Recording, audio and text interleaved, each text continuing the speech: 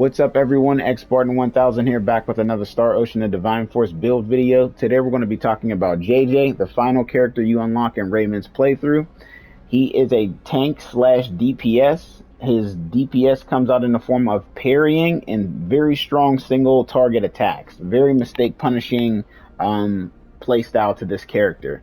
His tanking is very good, passive wise, active skill wise, and then just the way his paradigm looks, and we'll get into that in a bit.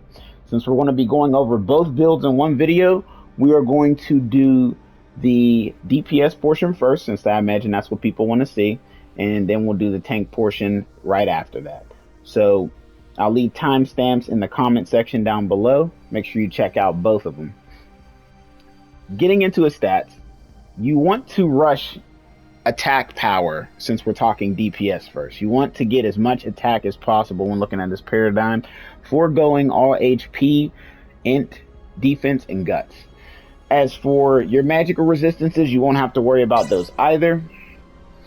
Getting into his paradigm, it doesn't matter necessarily which way you start, because there's going to be useful stuff on each side of the tree. Everything I have highlighted is going to be useful in a way for your DPS build, or it's going to have some overlap with the tank build. So I'm going to gloss over the tank stuff and just kind of focus solely on the damage thing so we can stay focused on that. So since we're going a more damage heavy route, we're going to go ahead and take these first two ATK swords and then keep pathing up to our first passive skill, first aid. This is more of a survivable thing at this point. We know what first aid does. We're not too pressed about the passive skills for a DPS spec. Then we're going to go ahead and path up to the left and grab taunt. We'll grab defense up, freeze up, 2 attacks, and then we'll grab weapons expert. Weapons expert is the passive skill that you're actually going to be using as a DPS. Then we'll grab guts, we'll grab poison resistance, and then we'll grab our first combat skill, transience. So transience is going to be a faster form of his basic parry ability. So the window for this parry is going to be a lot shorter, so you're going to have to really make sure you get that timing down, but it's going to be very well worth it, as it's starting out at 500 attack power and it can launch the enemy backwards, mainly if they're smaller, but it may work on larger foes as well. This will be nice for bosses as well, because if bosses are trying to come at you with crazy melee abilities, you're going to ignore the damage and deal some to them, and then you can string some combos of attacks in yourself right after that, especially if this ends up breaking a piece on the boss. Coming back down, we're going to grab guts, then we'll grab auto healing. Auto healing, something you could potentially slap on as well if you feel like you need more sustain. Grab guts, keep on pathing upwards until you get to reflect. Reflect is going to be useful only if you're dealing with a lot of enemies that are spamming ranged attacks at you. I believe this should count towards projectile spells. I guess you'll have to experiment with that. I don't believe this will work on lightning blast. I wouldn't try it. But it is going to be useful whenever you are getting spammed out with projectiles. So this will be a situational thing. We'll probably put on an isolated button for chain combos. Go ahead and grab this int up just to path upward to this sword. Or you could go the guts way if you feel like that's more worth it, because he has no potential for magic damage, so you could definitely just skip out on these. Then you can grab the scorch resistance, more guts, attack, some weakness resistance, health, and then the last 2 ATK swords. Then we're going to go down to the bottom again, grabbing these healths all the way up to Never Keep You Down. We're not planning on using Never Keep You Down, but honestly, if you didn't care for first aid or auto healing, you could throw it on as well. It's not going to make or break the DPS spec. Pathing upward towards the right, because this is going to lead into one of our highest damage dealing moves at the top. We'll grab Steadfast Posture. Steadfast Posture is more of a defensive trait, so we'll come back to this later when we're discussing the tank side of the build. We grab Earth Resistance, and then Contemplating Death. This is going to be something incredibly useful for you, and it's going to depend on how you are fighting and the situation you're currently in. So basically it operates like Berserk. You're getting an insane attack damage buff for 10 seconds, but it's also adding 100% flinch resistance. So you have the no guard passive without having to have low health.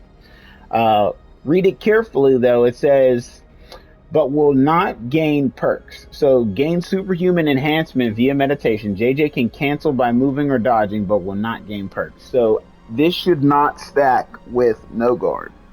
And even if it did, there would be next to no overlap because you already have 100% flinch resistance.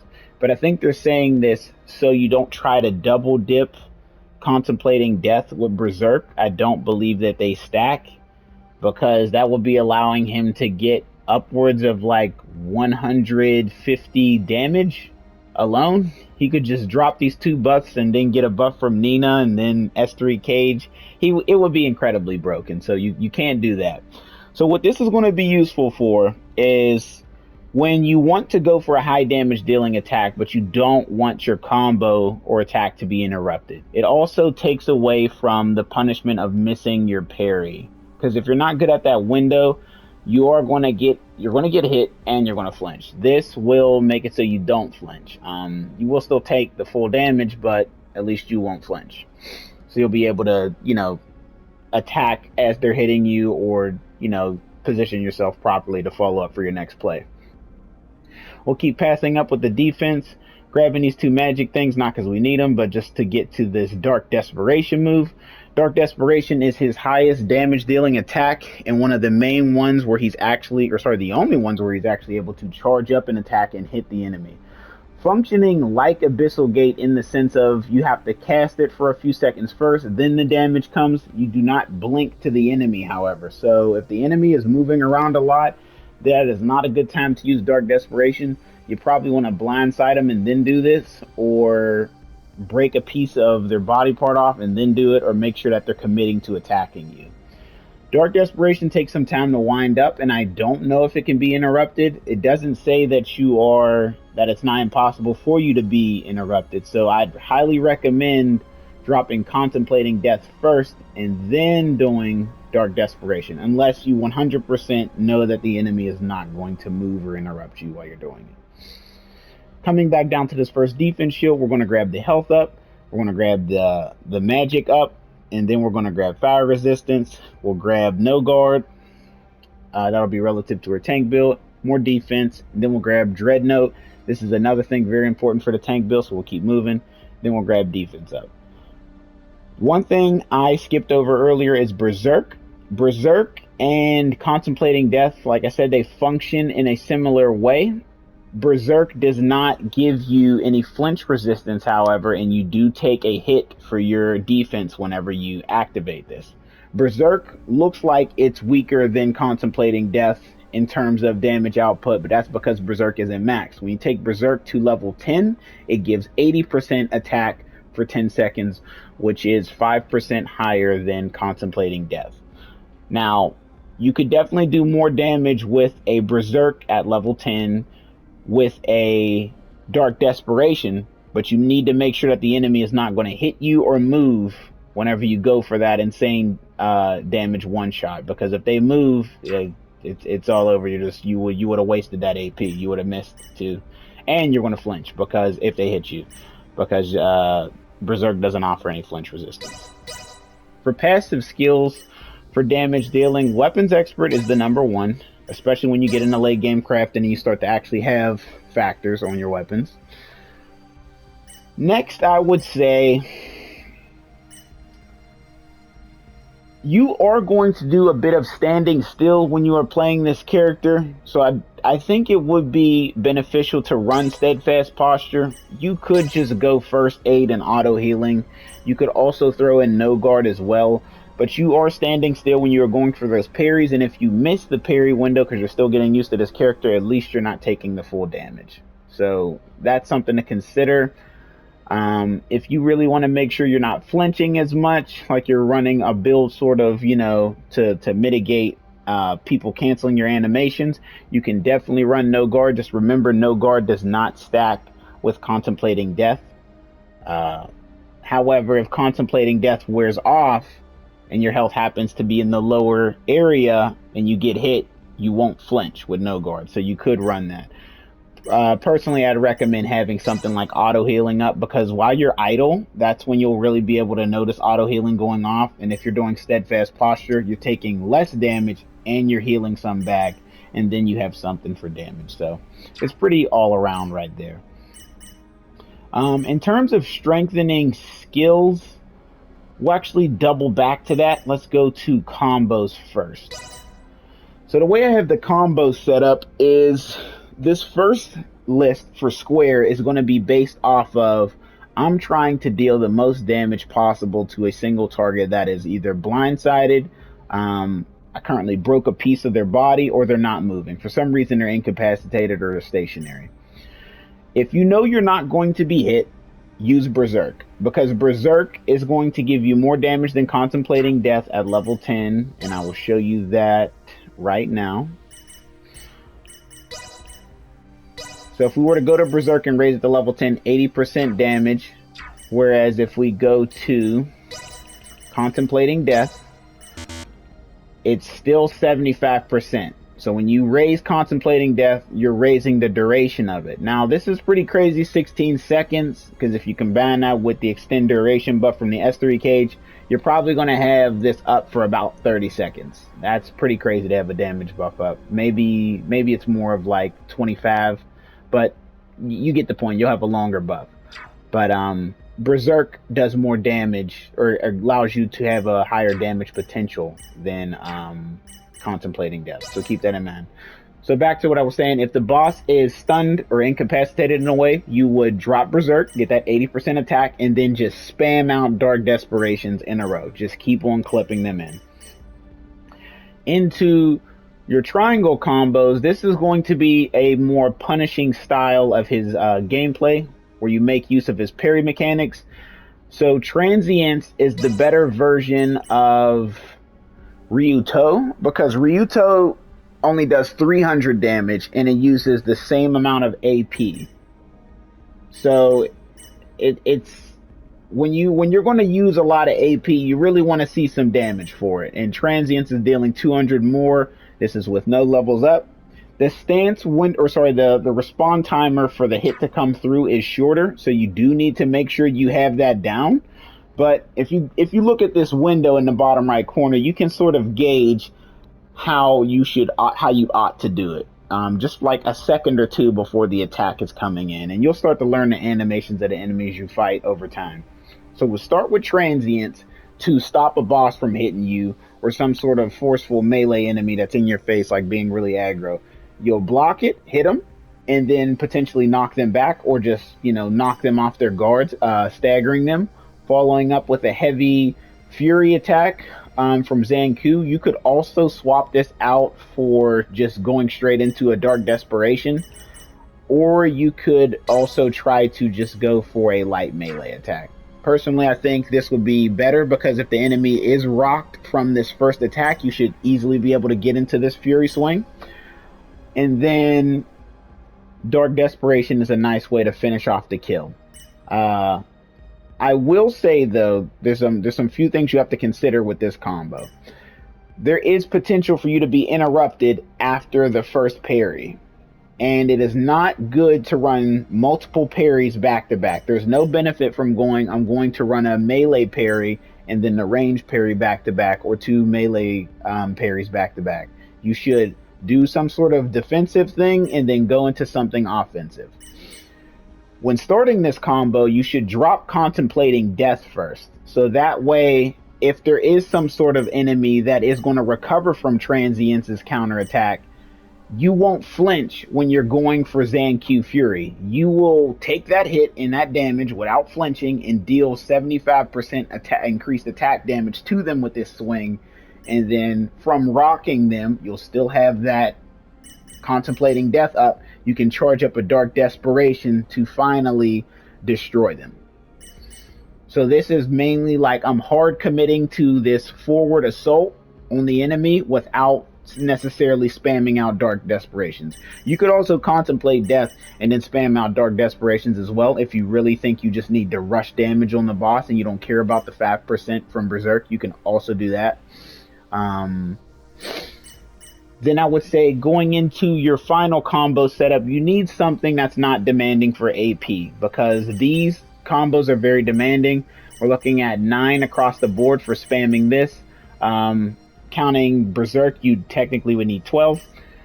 You'll need a lot for this because you got 5 going into 2, so 7, 3 more, that's 10. And then with this, 15. That's a very high demanding AP amount. You're by far your most punishing combo right here. So it'll probably be important to run Nina with JJ, because you really do want to be able to punish the enemy with Dark Desperation and then big attacks like Transience as well, because Nina will be able to restore 3 AP bars for you to keep you going.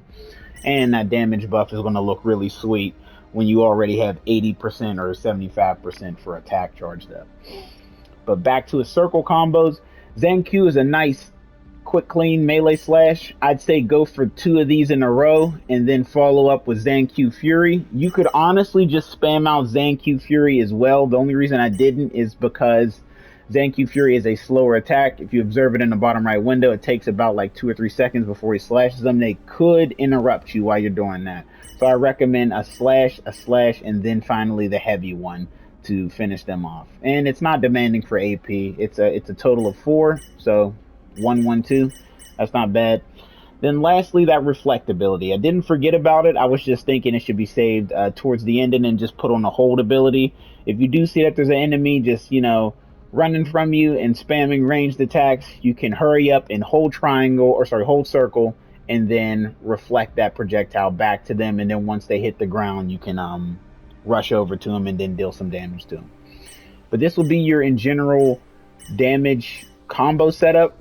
It has very high potential for dueling people. That is this character's field. He really does like to just isolate and destroy somebody. So that is how you'll be playing him damage wise. These are the passive skills again.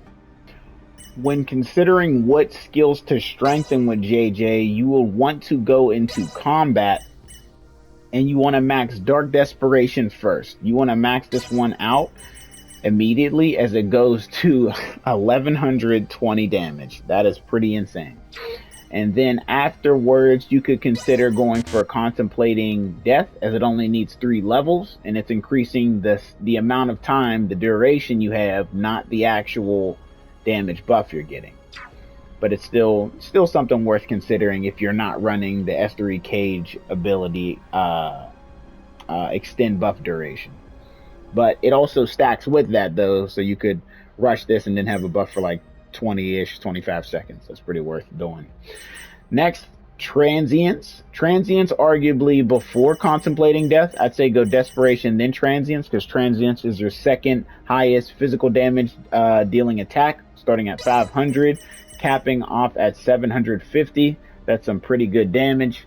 Not as crazy as Dark Desperation, but still not anything to turn your nose up at. 750 is a lot. So definitely grab Transience.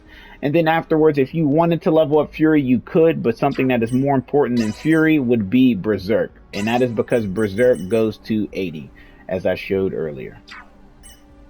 Passive skill wise, these are something you'd go for last with damage, JJ, because it's not something really affecting you as much. And I would say you would go for Weapons Expert, and that's to get this 45% factor increase. Afterwards, it's completely up to you. Steadfast Posture will help you not get one-shotted if you want to do that.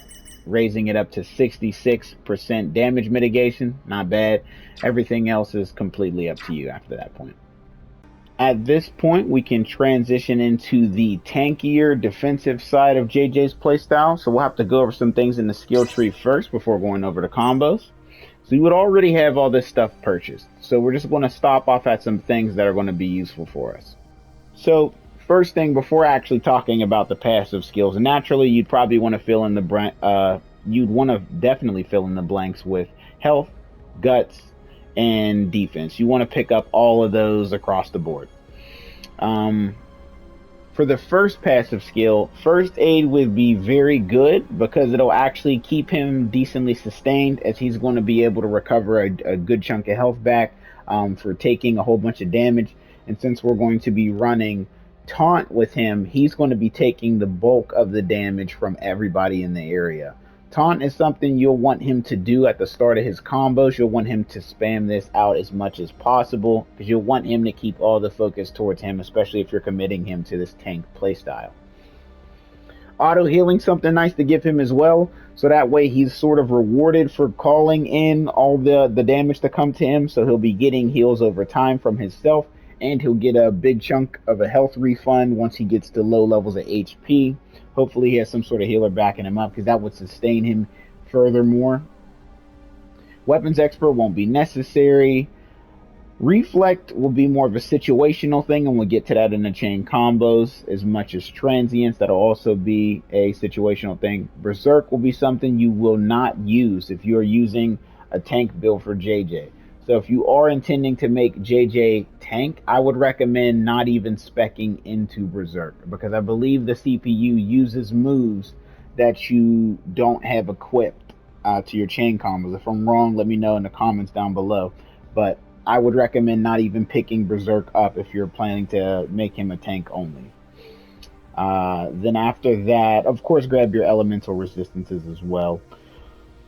Never keep you down is, like I said, this one is just not consistent enough for me to consider, but if you just wanted to have a random positive effect showing up for him, that'd be cool. But I think there's something better you can do.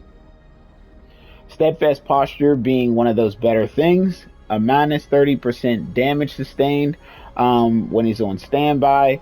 I highly recommend it. When he's standing still, he's not going to take as much damage, and honestly, if it works how I'm thinking, which I'm not too sure on, but if you taunt and then he's stationary, he's taking less damage. So if you're controlling him as a tank, you could definitely make that mechanic happen. And then in terms of using, there's a stronger ability at the top side of this tree over here to the right called Dreadnought. Dreadnought was going to turn him into a shield wall, increasing his defense. Now, I don't think this counts as idle, but it's still worth considering putting Dreadnought on as your active skill while having Steadfast Posture as your passive skill. Because if he is standing still, there's a chance there might be some overlap here, and he'll have an insane amount of damage reduction using Dreadnought. No guard is something else you can consider as well. Whenever your health gets lower, he won't flinch as much. But when I think of no guard, I think it's more of you don't want to be punished for your animations. So, for example, Dark Desperation, you don't want to get punished for winding up that long-winded attack with low HP, so you're running no guard. So, I mean, you could make an argument for putting it on, but I don't think it's super necessary.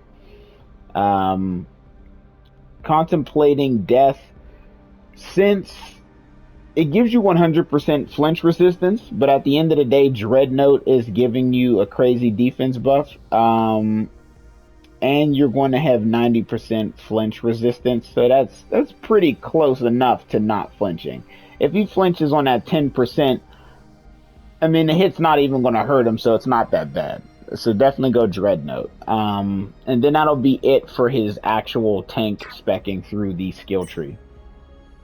In terms of strengthening skills, you would want to start with, I'd say start with, statistically, to keep you survivable, you want to get Dreadnought max first. Because if you look at where the green is, he's going to get 100% flinch resistance, and he'll have 80% for a defense buff. That's pretty insane. Not counting anything he's getting from Duma, not counting anything from Nina. So Dreadnought, definitely something worth maxing.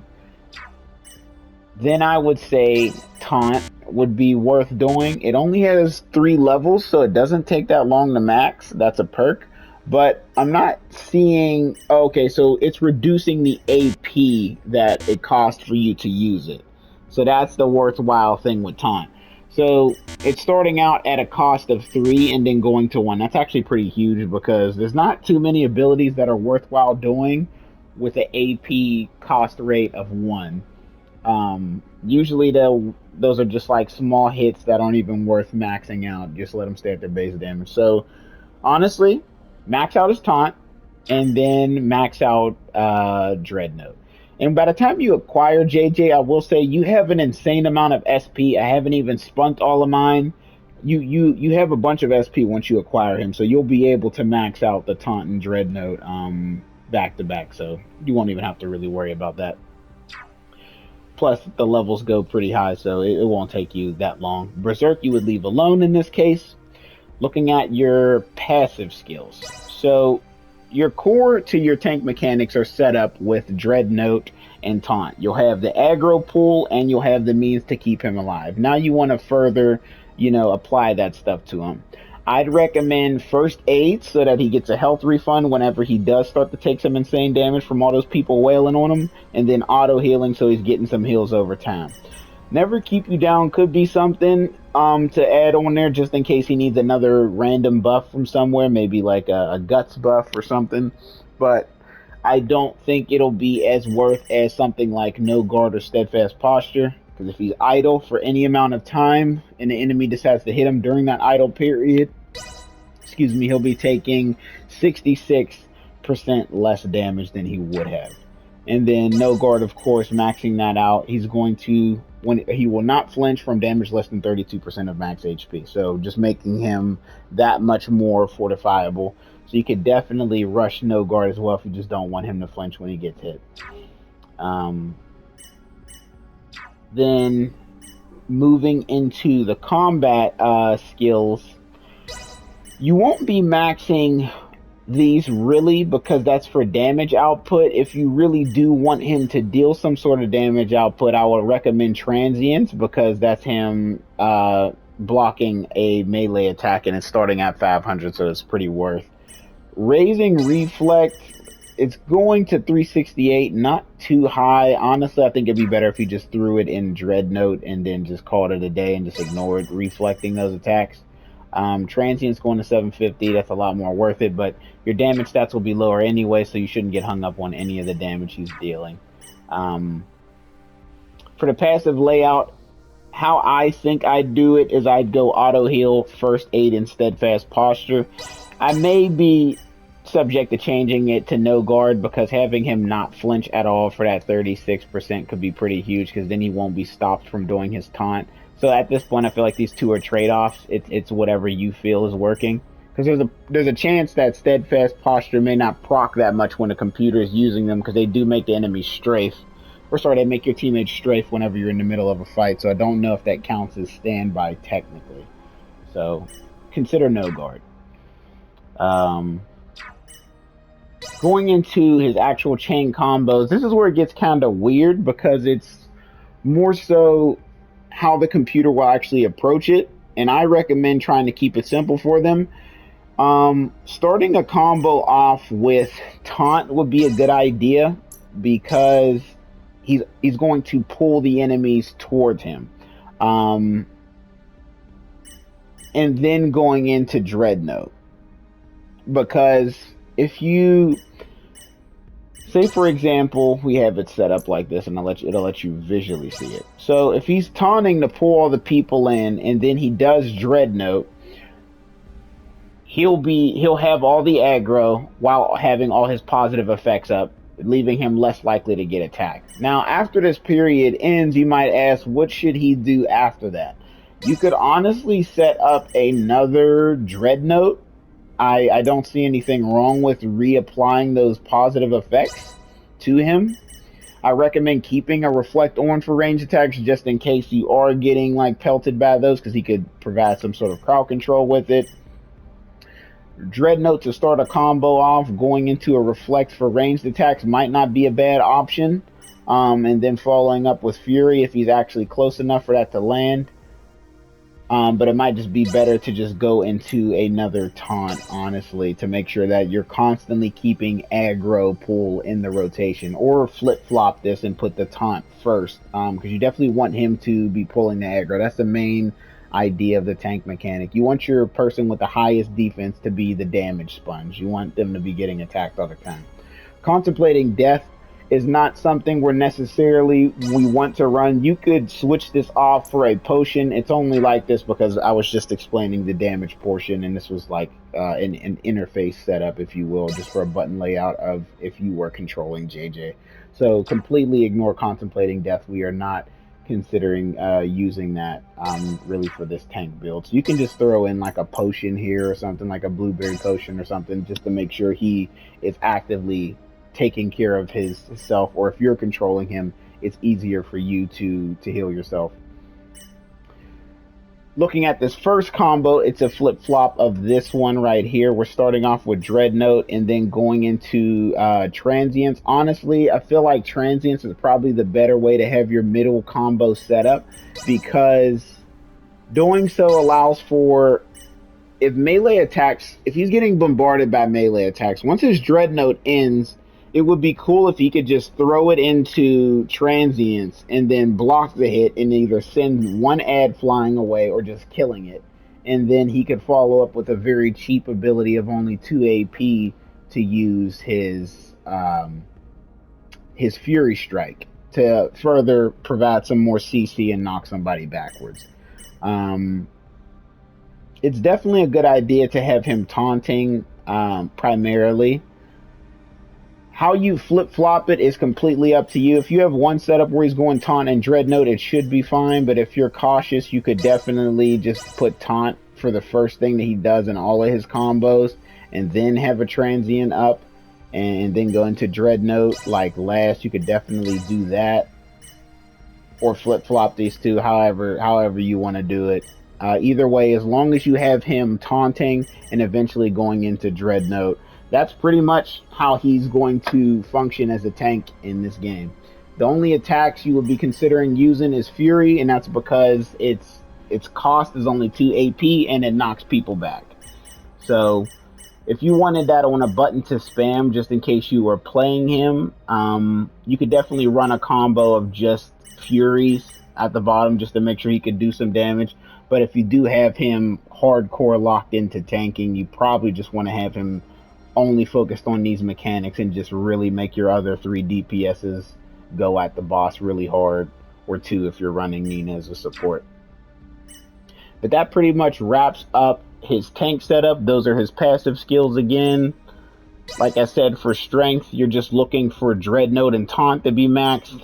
And then in your passive skills, the must-haves are First Aid and Auto Healing, so he has some sort of his own sustain, and then a trade-off for the third one of No Guard and Steadfast Posture. Completely up to you. If you want that random buff, go Posture. If you want to have him to not flinch when he has 32% HP, that's when No Guard's maxed out at level 10, then go for that.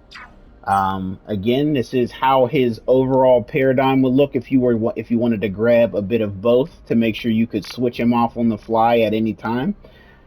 If you are going the defensive side, I highly recommend picking up the defense, picking up the guts, and all the elemental resistances. But if you are going for a DPS spec, this is the very safe point allocation spec for you if you're going damage. It's grabbing what you need and leaving out what you don't need, so that way you can get straight into upgrading your combos, and then your strengthening your skills as well. But if you enjoyed this video, leave a like, comment what you thought down below. What do you do differently that I don't do? I feel like this is a pretty comprehensive guide for JJ. I didn't expect to be able to go that much in depth with this character, but he's just a very unique one. I got plenty of more Star Ocean content videos coming, mainly in the form of finishing off the first walkthrough series. We have one more episode to do, I believe, and then we should be done with the game completely story-wise, and then it'll be in-game content streams. And then, of course, we'll be launching Leticia's playthrough as well, so that I can finally get my hands on Theo's kit and make a build video for him. But that's it for me. I've been Spartan 1000. I hope you guys enjoyed this dual video for JJ. I'll catch you guys in the next one.